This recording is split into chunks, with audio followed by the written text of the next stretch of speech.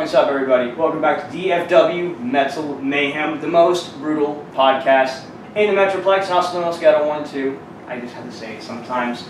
But today I have a very, very special guest. Guys, why don't you introduce yourselves? Two very special guests. Two people here. Did I not say the S at the end of guest? Sorry. I am here with 2/5 of the mighty Warbeast. Oh my God. Guys, introduce yourselves and what you do in the band, please. I'm Scott Shelby, and I am songwriter, guitarist, and the Beast of Warbeast. And my partner here, Bruce Corbitt, lead vocals, and yeah, that's what I do. You know. And yes, guys, this is Bruce Corbitt of Rigor Mortis. As well. Yeah, as well. Actually, growing up, my father had, father's a big metalhead, that's where I get it from. My father had, like, all the Pantera albums at this point. I was 94, all the ones that came out, so even the ones in the 80s that he had, like, on really shitty, like, floppy disk or, like, burned disc and shit. And I always remember, right past it, you got yourself a Rigor Mortis album. And I want to say Rigor Mortis was like one of the first bands I listened to growing up. Like just like one of the first couple songs I ever heard growing up. I can't even remember what I listened to, but I remember being a fan, and it's kind of where I got my start. Like before I went into like the emo phase I had in like high school, like every other kid in the world. But so it's just crazy to me that like Bruce Corbitt is in my house, ladies and gentlemen. This is gonna be the only time I'll say that because I don't want to sound like a fangirl, I promise. But I'm glad to be here, bro, yeah, man. very cool. You're a good guy, man. Hey, I appreciate that. So why don't you all get out your pens and your papers, because it is time to learn some history. Because there is a quiz at the end of this video, ladies and gentlemen. Guys, so why don't you just give us the history of Warbeast? Anything, everything that you feel like. man, that's such a big subject. Yeah, and That's a big question. Yeah, it's a you know, and we don't mind answering it, even though we've done it 1,000 times. But of course, not everybody already knows the story. So I'm going to let Shelby kind of start out on the early stages of how it all began. Well, it began with another legend in the scene, Wayne Abney, a friend of ours from Hammerwich. Yeah.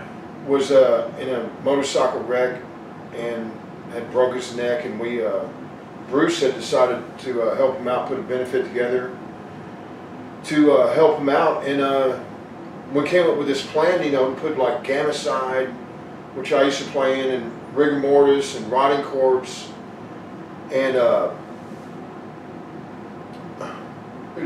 Hammerwich, of course, and other bands that didn't quite make it, I guess, but so we tried to put this in together as we came up with this band called Texas Metal Alliance, and it was just an act of different people coming up, playing old songs from this area. And the show was a big success. It was a huge show. I mean, I couldn't believe how many people we had there. And it was a big success, and then we sat back and we're like, wow, that was didn't want it to be over. Because formerly Rigor Mortis had gone into retirement. My band Gammacide had gone into retirement. Everything other projects we were doing was kind of at a standstill. So when this happened, we were like, our eyes were open, like, whoa, that was cool. So we did another TMA show, and then we said, man, we should make this a band. And we trimmed some of the different members and got down to a solid core, searched out people. Rick Perry, of course, former Gammacide partner of mine, also notable contributor to the DFW metal scene for sure. And we finally came up with the band, made a demo, and he got it to Philip Anselmo, which had just started record label. And he liked it, and we were off, and we changed the name for marketing reasons from Texas Metal Alliance to Warbeast, and we did our first record, Crush Enemy, which was a big thing for us because we kind of been out of the game for a little bit, and definitely we're eager to get back in it, and you can't get back in it a better way than signing with a label and putting out records and going on tours, and so that kind of sums it up real quick. But a lot of history. I mean, it's very vast, big question, because you're talking all the greats from back then. Yeah. I mean, that involves Pantera too, because Philip Anselmo's involved. Mm-hmm. Hammerwitch, Rigor Mortis, Gammacide, Rotting Corpse, Sedition. They were supposed to be in there, but they're still counted, and that was a lot of our upbringing, and that core that I just named is what created the underground scene back in the day. It used to be like cover tune bands at Savvy's, but the core bands that I just named, that's what created the underground scene here, that we got to experience. I don't think you did, because you were too young. Born in '94. But it was a very cool thing to experience, and so. Going back to the original show he was talking about that we did for Wayne Abney, I have to pinpoint that as probably the most important gig of my second coming, Resurgence. The resurgence. Sing, shoot. Yeah. Because, I agree. I think for me too. Because we had our moments back in Rigor and Gammacide days, and we did some reunion gigs before this where they got back together. Gammacide, we did some shows together, and those were really cool. But then we were like, we were kind of sitting there in the water, like, well, what do we do now? Right. And then, like you're saying, that was a pivotal point. It was because like I had since the album you're talking about, the first album, that was back in 1988. It had been so long. So even though, like he said, we were so thankful to be doing our reunions with our old bands, it wasn't a full-time thing. It was like every once in a while kind of thing. Logistics, So when I did this, it gave me the opportunity to prove myself in other ways, and I felt very honored to be representing all those other bands he mentioned, because I got to sing all of the Gammacide songs and the Rotting Corpse songs and the Hammerwitch songs, along with the Rigor Mortis songs, and that was quite it was a lot of pressure at the time for me to do everybody justice. But that's why I pinpoint that as like the turnaround in my life, as far as proving myself that I could do other things besides Rigor Mortis. And that was a big gig for me, because like I said, a week later, these guys are calling me up saying, hey man, we should keep this thing going. Yeah, we were just tripping out at, I mean, and the fun thing is that we never saw it coming. Right. And we were totally oblivious. This was a one-time deal. It was a total fluke. We promoted it that way. Right? It was a one-time deal, and here we are with 4 records in our pockets. And talking to you right now, still here it is, like 11 and a half years, 12 years later, whatever it is. Yeah, I mean, you just released Enter the Arena, and my God, get that fucking album like now. You heard him. You heard the man. So I got it. I was lucky enough to be there at the CD release show. Now, when I went, I was gonna be like, okay, this is gonna be bigger than like your regular show, like regular local metal show. But I was expecting about 75% of the crowd that was there. But I had parked my vehicle across the street, because I'm like, whoa, all these vehicles, holy shit! I get out and there's like a line going up, like halfway out, almost out into the street. Like walking in, I instantly saw like 85% of people I knew in the scene, like, were right off the bat. Yeah, it was like a 45-minute wait to get it. You can get in the building, I heard. Yeah, no, I waited about 25 minutes. I was pretty lucky. I had just walked in after Creeper ended their set. Oh, man. Yeah, because I actually really wanted to see Rabid Flesh Eaters again, because my mom's first show ever was seeing Rabid Flesh Eaters back in 1986. So like that was like when, I believe that was the year they like formed. So she was like at one of the first shows. So like Mother Like Son, I guess you could say. Those guys are really good. Hell yeah, man. And even them playing first, there was a good crowd there early too. Unfortunately not everybody was able to get in time. Yeah. For a Friday, we were freaking on the turnout, being there that early.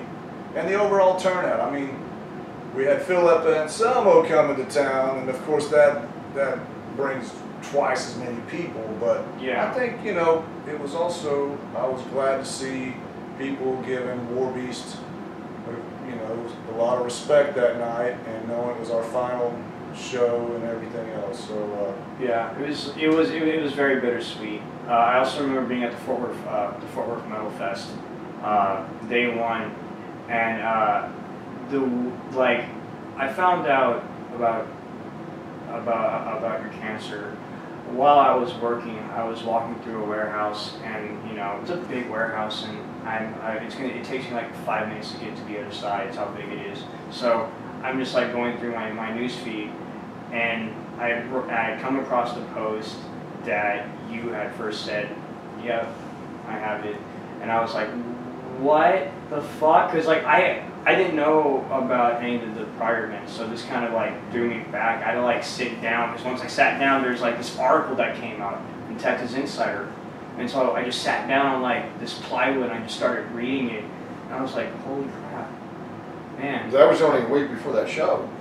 Yeah. yeah, I mean, we practiced Sunday night preparing for the Fort Worth Metal Fest, and he left that night after practice, and then I got a text or phone call or something about you collapsing. within the hour. Yeah, and then then it was hospitalized. That whole week preparing on the upcoming show, which I believe was a Friday night or Saturday. But yeah, it was like just. I think we were on the Saturday. Yeah, it was just like that quick. Yeah, it was. The crazy thing about all that now is that final practice with Warbeast, I actually started bleeding internally in the middle of practice. I mean, I just started feeling weird and nauseous and dizzy, and I asked her, I thought we hadn't played in a while because Joey had been out on tour. And it wasn't because he hated Joey, no. That wasn't because of Joey. No, not that at all. But he had been gone touring. Yeah. We hadn't done our usual. We were under stress. Yeah. As a band with a high-profile slot, but we're not unfamiliar with that stress either. No, we can handle it. Yeah. We just needed to get a few practices under our belts to get ready for the gig. Yeah. But in the middle of this practice, I'm usually out of shape if we hadn't practiced in a while. It takes me a couple to get back to where I'm at.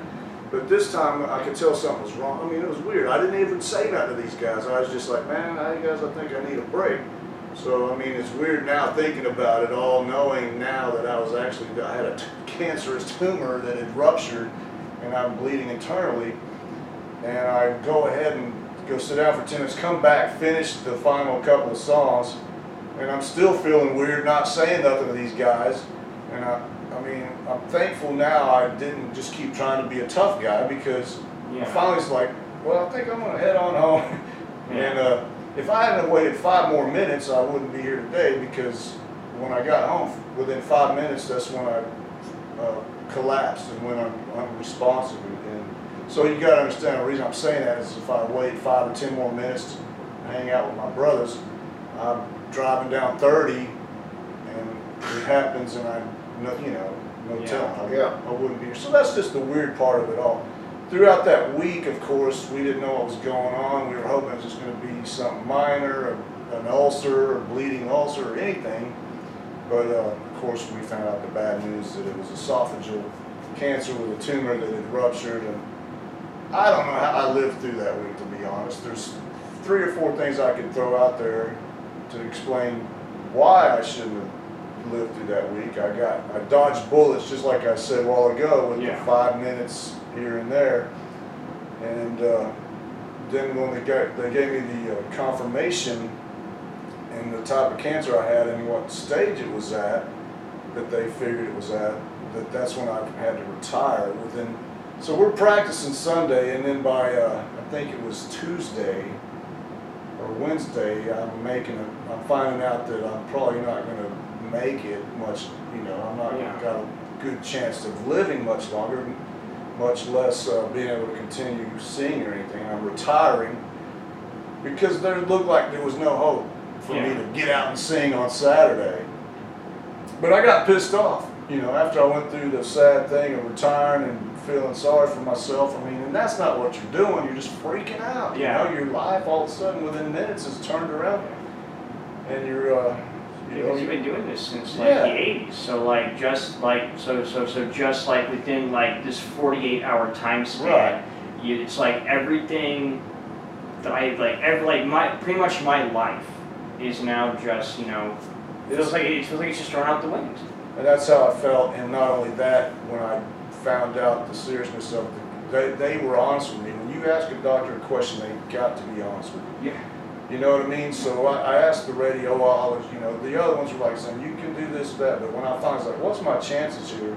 And he was blunt, you know. He's just like, look, dude, you'll be lucky to make it through this first year.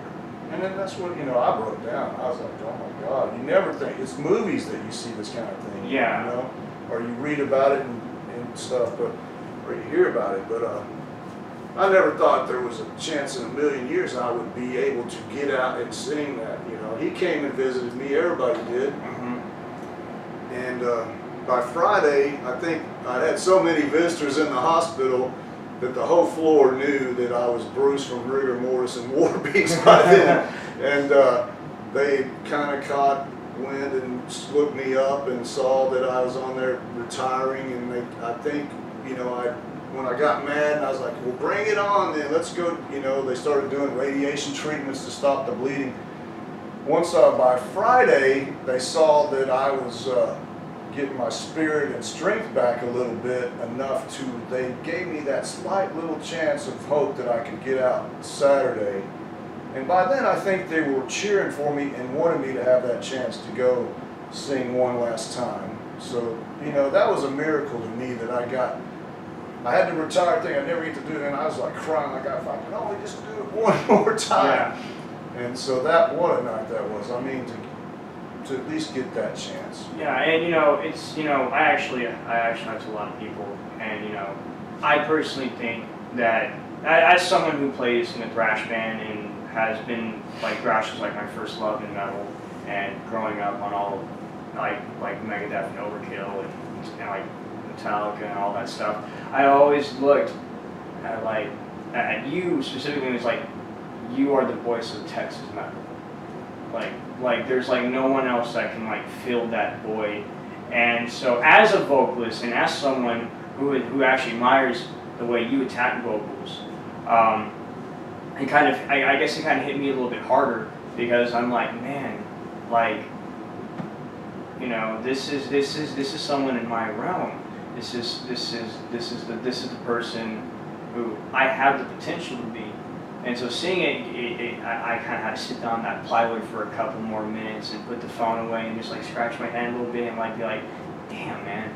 But I'm like, no, fuck that. I'm going to go out to that show and I'm going to tear everyone a new asshole in that mosh pit. and that was pretty much like how I had to root it down. And you know, all my friends were calling me and like, you know, like buddies of mine from the scene and like, oh shit, did you hear? And then like I believe within like the next hour that article was just shared by everybody. So like at one point after I got done with work that day, I couldn't go through my newsfeed without seeing that article.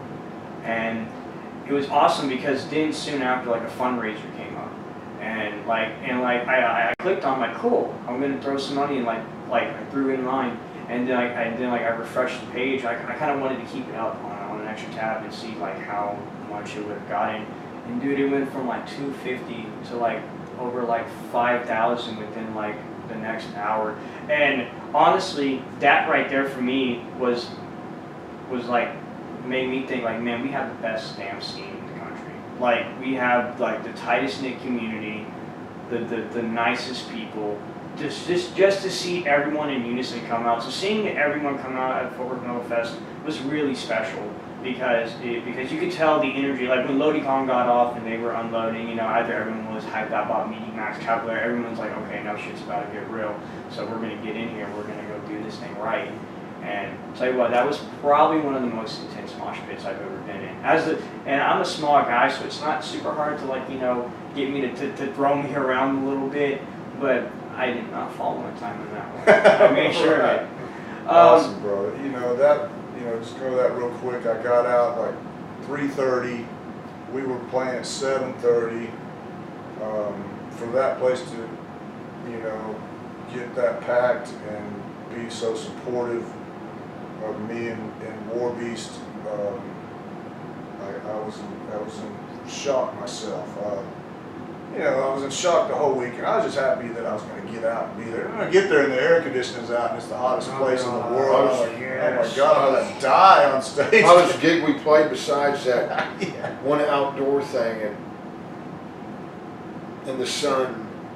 But yeah, it was freaking intense. But, you're right. Our DFW scene is the greatest, and I'm very, I guess, it's crazy to say, a lot of people don't get to witness what people, I had no idea. You got loved ones and family and friends, but unfortunately when somebody passes away, then everybody shows all this outpouring of love and emotion for them, and sadly people like Mike Scotch or somebody didn't get to experience it, and somehow in a way I got to feel the love. Yeah. And that night I really felt it, and they helped me get through that night. I mean, I even had Travis from Cattle Decapitation, I had Sammy and Ben from Goat Whore, and they were all coming up to me, and even though they're like playing later the headliners and everything, they're like, this night's all about you now, man. And I'll never forget that night. Just like I said, I was so blessed, like I said earlier, to have that chance to go out like that, and at least know, if I can't do this anymore, I get to do this one last time, and what a man. I bet all those guys grew up listening to you too. They did. Like listening to Goat Whore, like I can definitely tell, I think his name is Dan. Correct me if I'm wrong.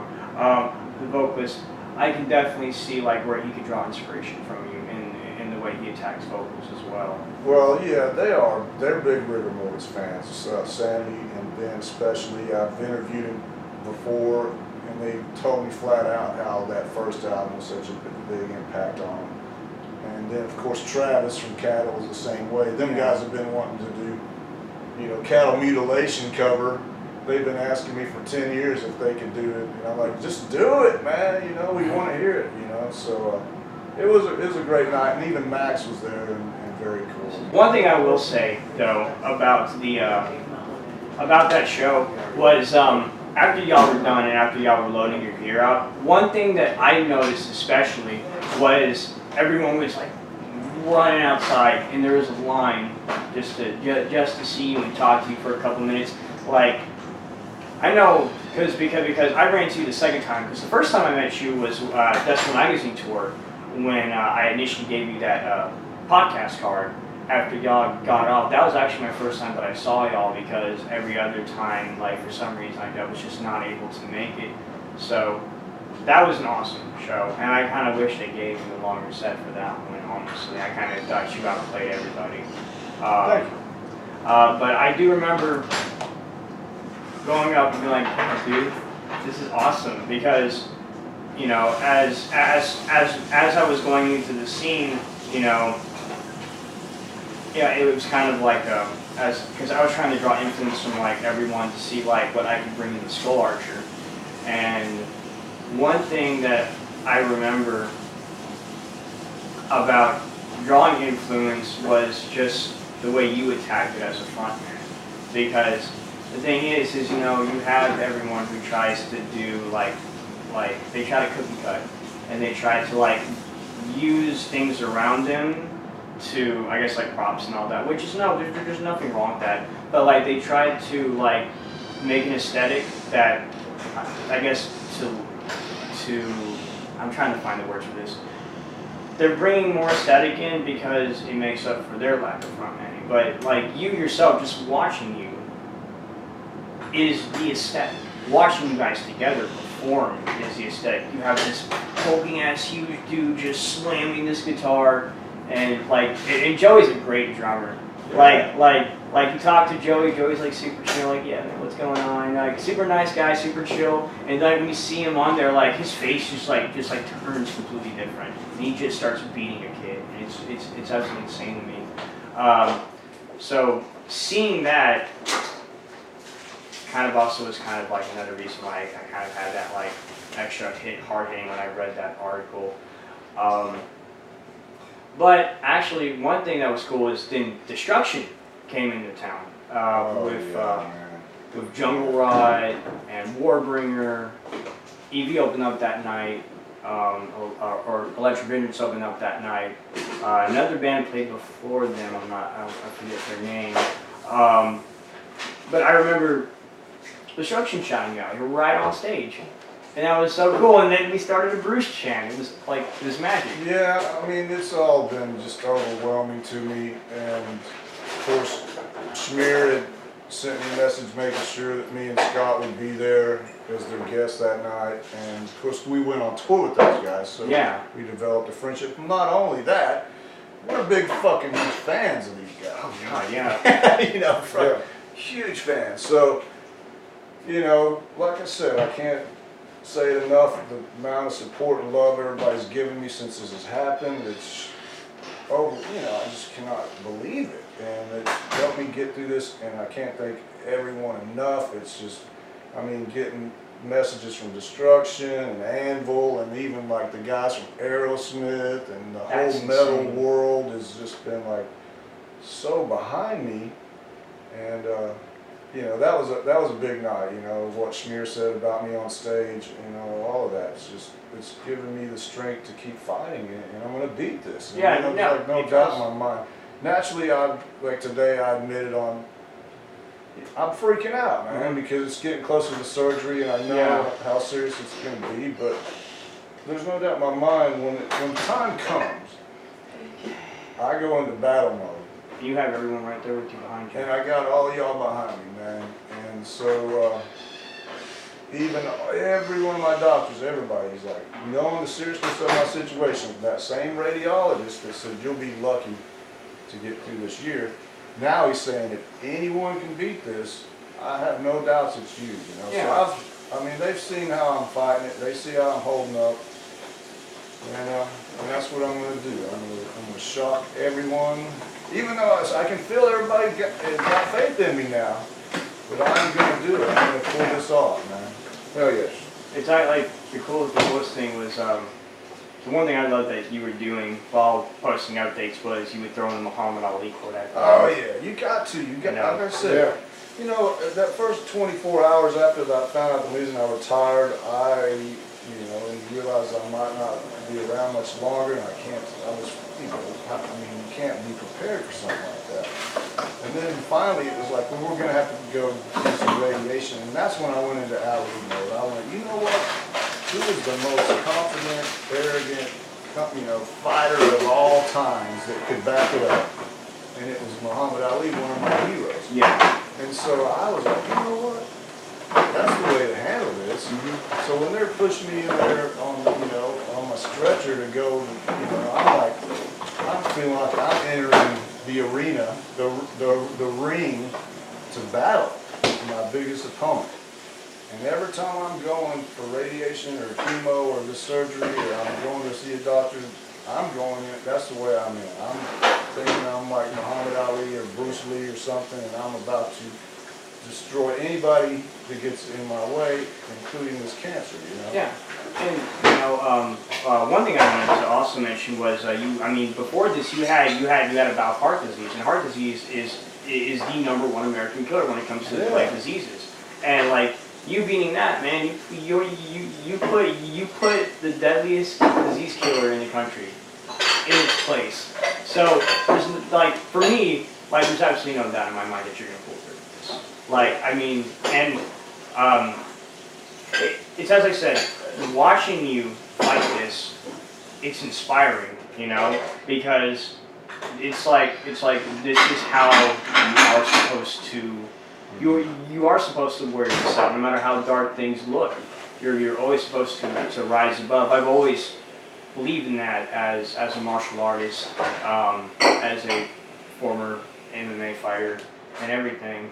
In everything, like my college career, this job, I attack everything with like fiery determination. It's like this podcast, the band, you know, Skull Archer, just everything. Like I try to give everything 100% everything I do, and like just seeing you do that kind of gives me the extra drive to make sure that I never falter, because you know I'm a young guy, you know, got my own place, and I've been very fortunate in life, and so just seeing you do it makes me make sure that I don't fall off the beat. That means a lot to me, and I've heard that, and to me, I'm like, that's why I'm doing it. I'm keeping everybody updated on this journey and this battle to try to, hopefully, if this happens to someone else, give them the inspiration, encouragement that, hey, it's not the end of the world, you can do this, and you can do it. And the reason I'm, you know, like I said, I'm returning the favor because the reason I've got this inner strength and this, you know, showing this, what I'm doing is because of the amount of support and love I'm getting from everyone else. So it's, you know, we're there for each other, and that's what became my goal. Is I'm like, you know what? I hope no one else has to go through this, but it's going to happen to some other people. But I'm hoping that if it happens to someone and they've watched what I've went through, it'll give them the courage and the strength to fight, you know, and deal with it and never give up, you know, to keep fighting. And that's my goal, man. Is, you know, just to I've had to retire, but I've got to have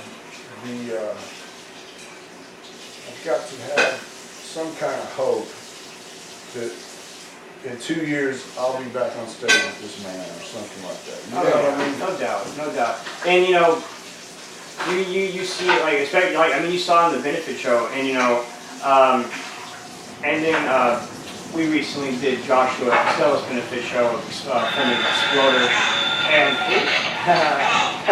no worries. So that's a medication alert. Oh, all right. Hey, no worries. But yeah, so we did. You know, we did a benefit show for Joshua Costello. It was a 2-day event, and both days were jam-packed with support and love, and it was just simply awesome.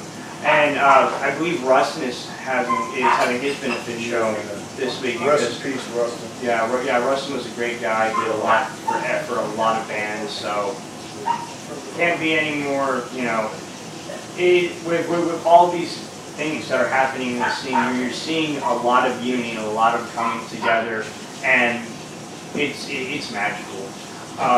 One thing I really wanted to get into though, at the benefit show. You had a special guest for a certain music video. Well-renowned, best guy. Why don't you go into it? I don't want to say for the guys. Well, I mean, it's been a long time idea I've had because, you know, everybody knows from Rigor Mortis days that we were huge horror movie fans and stuff. So, Texas Chainsaw Massacre, favorite movie of all time. Favorite character of all time was from that movie was the hitchhiker. You know, yeah. Leatherface is the one that everybody talks about and gets the book. He doesn't have much. You know. Yeah, I love Leatherface, but you know, he doesn't have the hitchhiker's the character. Right. Yeah. He's the character, the better actor to me. No offense, Gunnar Hansen, rest in peace. But you know, as far as speaking parts and acting and stuff, you know. He was the guy who brought the family together. Right. For sure. So yeah, it's just like what I said. So I just always thought, man, it'd be so cool to be like, you know, out in a van with your band, you know, and if you for a video and pick up a hitchhiker and it end up being the guy from Chainsaw. That would be so cool. Luckily, over the years, I've met him in the 80s briefly, and then over the course of the last 10 or 12 years, met him at Texas Frightmare weekends and stuff like that. He actually was friends with Mike Scascia. And so I brought it up to him a few times, and I've even brought it up to Phil and Kate back when we were doing Crush the Enemy, but at the time, we weren't like getting like chances to do certain things like this, you know. Or we were doing a music video, and it was for Scorched Earth Policy. Yeah, we had to do it on our own. We kind of were doing it on our own. So this time I was like, look, man, let's do this right. And so I asked, Phil and Kate if they'd back us, and they did, and we got Ed Neal on board. He loved the song. And yeah, man, I mean, you saw he was there. He got up and sang. He started, I think he's going to be over at the UFC fights, hopefully Saturday night with us. We became good friends with this guy. And what's up, rockers? Fort Worth fucking Metal Fest. Cheers to you one and all. Make some fucking noise.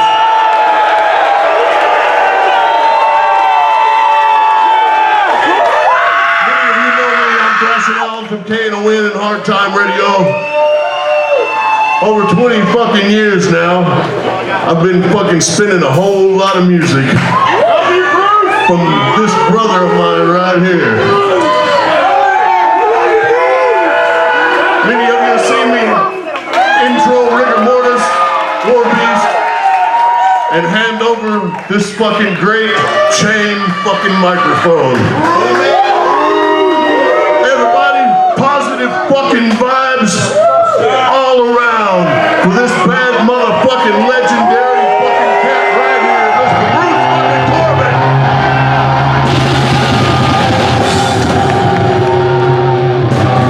I love you, man. Hand over this chain one fucking last time. You do them right, brother. Love you, man.